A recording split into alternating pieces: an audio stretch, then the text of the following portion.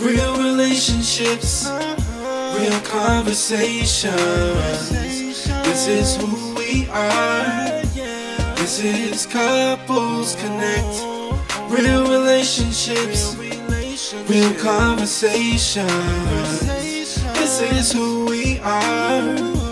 This is Couples Connect. What's going on, everybody? This is Couples Connect. My name is Akita. And I am Tisha. And today's topic is how check-ins can save your marriage. Listen. Let's get into it. So, guys, coming off of in the middle of the pandemic. Yeah. We were, I don't think we've shared the fullness of this story, but we were definitely very, very disconnected. We're in a rocky place. Yeah. Yeah, emotionally.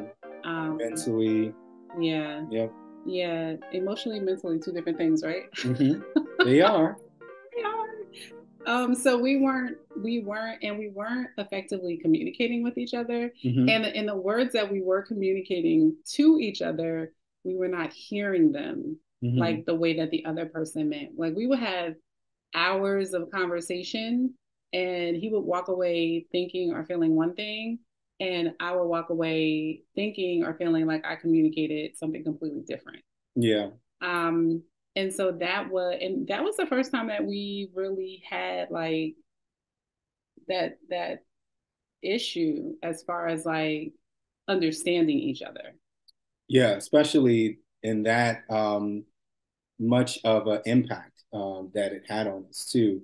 And because I think that, with the pandemic and everybody stuck at home and you can't go outside, we couldn't run from things. You know what I mean? So we couldn't run from like the things that were being exposed about us, like as far as where we were mentally, where we were socially, emotionally.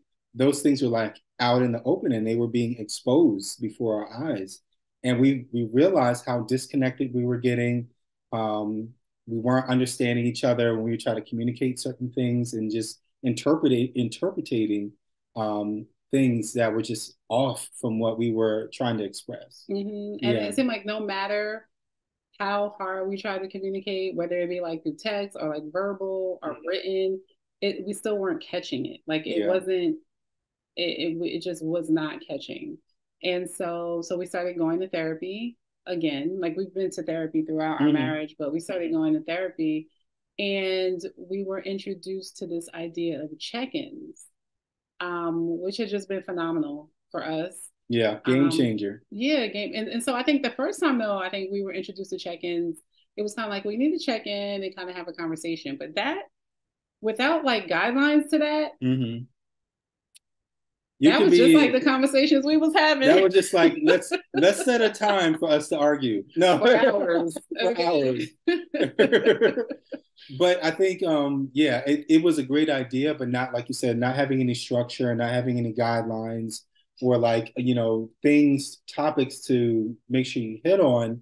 We really found ourselves just like spilling out, certain things and just arguing about them or having disagreements.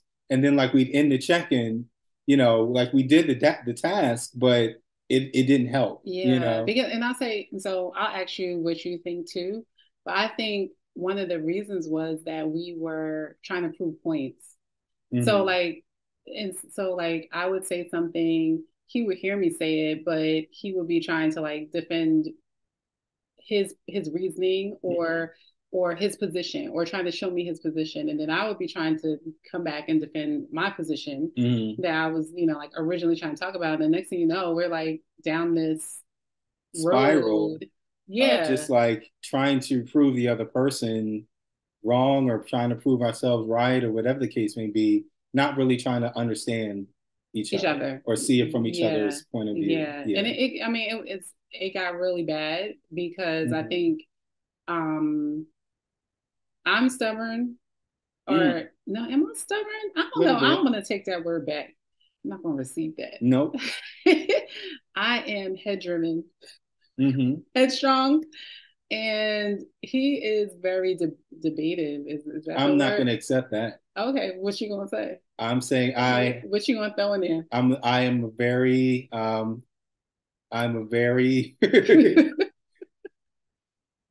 driven on getting your point across. Getting my point across. Right. Very passionate about getting my point across. Right. And I tend to forget exacts, like details. Mm-hmm. And he does not. Well, he remembers them according to his detail. so I'm just trying to, I just want y'all to feel like the tension and the things. And these conversations will happen for, when I say hours, mm-hmm. I mean hours. Yeah. And not hitting a resolution. Right. And it could be like something as simple as, oh, you didn't put the garbage up. Oh, yes, I did, because this is what I said when I was taking out the garbage, and you were wearing this on that day. And then you're like, no, you didn't. Like, it'd be something really, really simple. Or not. Or not. It was, the whole gambit. Like, yes, we would just have these discussions and they would go on forever. Yeah, yeah. So it just, and we were just kind of living like that. Honestly, we probably were living like that for like a year mm-hmm. and some change. And so that began to have its toll on us. And then I think it just really had us like emotionally disconnect. Yeah. Right. I think like if you're not feeling heard, then you start to shut down. Like one of the ways that you can move is to shut down. Mm-hmm. Yeah. So we took our shutdown selves to counseling. mm-hmm. Absolutely. And she, the counselor that we had at the time, the first one offered like check-in as a solution, but then we had a different counselor who offered the same thing, but she gave us some guidelines for the check-ins that we wanted to share. Yeah. Tonight. They really helped us. So. Yeah. So the first guideline, one of the points that we want to talk about when we have our check-ins. And so let's talk about like how check-ins are set up.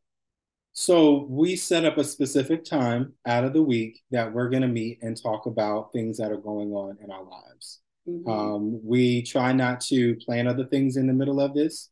We are, conscious about where we're at, where we're located. We try to pick a room where we have privacy. Sometimes we, may turn the TV on, at some white noise in the background so people can't hear our conversations. But yeah, we take it very seriously to make sure that we have this time. Mm-hmm. And so then the first thing that we talk about is anything new, like any updates, new revelations, new projects, new mm-hmm. things that we're working on, because we are super busy. And so like sometimes we're not even really aware of what like new thing the other person is working on. Right. And this could be, oh, I'm thinking about taking this class, or, hey, I got a promotion, or, mm-hmm. I got pulled into work for this special project or something mm-hmm. like that. Mm-hmm. Yeah, or it could be something like a new revelation. Like I do reflections every week and I'll be like, oh, I just really realized this was going on with me, or, that, I've been praying about something that I want. Mm-hmm. And I think this is a new goal I want to set. So anything like that, anything new that mostly is like exciting or like good or like revelatory type thing. Yep. So then the next thing we do is we talk about how we've been feeling emotionally or mentally. Yeah. And this could be something like I've been stressed out, or I'm feeling a little depressed, or I'm anxious about this thing that's coming up in 2 weeks, or I'm just I haven't really been feeling myself lately. Like things like that. Mm-hmm. Or I'm really happy, or things are going really well. Right. This was a good week. This was a good week for me, or, things like that. So yeah, that one was important, I say, for both of us, but for me, because I'm the type of person that keeps going, and I don't really check in emotionally. Mm-hmm. And so that it kind of causes me to sit back and be like, well, how are you feeling? Yeah. Maybe that's why you snapped yesterday. I don't know. But so that's the second category. Mm-hmm. The third thing is now family concerns. Family updates or concerns. Mm-hmm. We got a lot of kids that don't live with us. Gotta know what's going on with them. Right. So he might find out something. I might find out something. We just haven't had the chance to like connect, right. To let each other know. And so that's when we talk about that. But it doesn't have to be kids. It could be parents. It could be cousins. Uncles. Like anything. Oh, sometimes have a baby shower or whatever. You know? So we kind of check in with that. And then we move on to grievances and concerns. Mm-hmm. Now, before we had this little category, the whole conversation would be grievances. Right, right, right. right. Let me tell you what you did yesterday. Yeah, yeah. So I think having all those other conversations and then now going into something that has been concerning or bothering, I think it just fits better. Mm-hmm. And so in that space, you're basically talking about something that has bothered you. Yeah. Because what used to be your complaint? Because he didn't like check-ins. Yeah. Oh, about the check-in. I like in the beginning. Like we said, in the beginning, it was all like argumentative and all we talked about was grievances. That's the whole checkout. We just talk about how I had a problem with the checkout. You checked out. Check out. Check in. I checked out in the check-in. But that's exactly what happened. I did start to check out because it's like I wasn't looking forward to the check-ins anymore because they only ended up one way. And I think I expressed that too. Like we only talk about the things that are wrong. Like, why should I look forward to this check-in? You know? And I felt like, when are we ever going to talk about them? Mm-hmm. So let's talk about them. But this way is better. A lot better. A lot better. So what was the last one? So the last one is honorable mentions. I call it honorable mentions. He likes to say achievements or something. Acknowledgements. Because honorable mentions are like, you almost got it, but you didn't.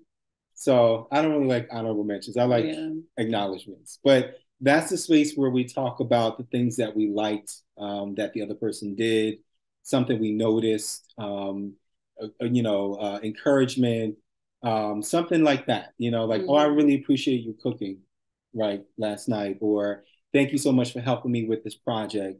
Thank you for taking our son to karate practice or something like that. Mm-hmm. Yeah, because it's important to end on a high note, especially when grievances and concerns maybe could be lengthy for that time. And so I think it also helps you go back to a place of gratitude. Yeah. Which is important because stuff gonna happen. People gonna get on your nerves. Yep. But then you got to kind of remember the why. Mm-hmm. And I think that that's a good way. It's a good way. And I like how it's positioned right after the grievances because it checks your pride. You know what I mean? Because after a grievances conversation, you could really get stuck in how you feel and be upset even after the conversation still. We need to do a whole video about that. Right. About pride. Mm-hmm. So after that, it definitely helps because now you have to pick something that you liked about the other person or something that you appreciated. Yeah. And you got to dig deeper than just the anger that you were feeling or the frustration. The frustration. Now, sometimes we'd be like, thank you for driving. Yeah. But I still think that it helps to cut some of that tension. Does. Yeah. It does. And not, sometimes, lately, like we'll have the grievances section and we may not even have a grievance, Yeah, that's true. So it has been helping and moving us in the right direction. Oh, I will say that. So like when you first start out, it's going to be difficult and it's going to be long. Because you got to unpack a lot. Yeah. I remember us feeling like, oh, this is going to be long. But as you continue to do it, it's shorter. Yeah. Because I think like you're getting stuff out and we had a whole lot of stuff that we had to get out. But now it is it's not as long. It doesn't take as long. You don't have to peel back so many layers because you've already chopped down a lot of areas. Mm-hmm. You know what I mean? So I think the more you do it, I think it's going to start out tough and rough. But as long as you hold on and stick it through, it's going to get easier, more enjoyable, depending on, like what you went through as a couple. But yeah, so we hope that this helps. This by no means replaces therapy. Right, yeah. Because some of the things that you might talk about, you may not be able to come to a resolution on. Mm-hmm. And so this is just bringing awareness to your spouse that you're feeling this kind of way. And then you kind of like, dive deeper into it when you have a professional with you. Yeah. So that you can stay, you get some clarity around what you're feeling. Another important thing too to think about is the check-ins really create that space between when you do go to see your therapist because a lot of times we hold on to stuff and we wait till we go to therapy session. Oh yeah, then you be in there like, just gonna wait. Now you like 15 things. Yes, and not only that, but you thought about this thing for a whole week or for a whole 2 weeks, and you let it like fester. We used to do that too. when you have the check-ins, they break up that tension, right? So that and because that's the place where you want to get to, is to be able to have these conversations without your therapist. Still seeing your therapist, but being able to have these same conversations without them. Yeah, that's a great point, because I think that's the work. Yep. The work that we talk about. I think it's easy to wait till you get and you can spew out, but like, can you have that conversation together? Yeah. Because at the end of the day, that's the goal. As our therapist would say, that's your person. That's your person. That's your person. Mm-hmm. So hopefully this helps. I like this conversation a lot. I really think it was good. And check-ins are beautiful. They're a great thing. We hope that it helps you. Make sure you like, share, and subscribe. Place in the comments what you guys do to connect, to communicate with each other. But we'll see you next time. Make sure you stay connected.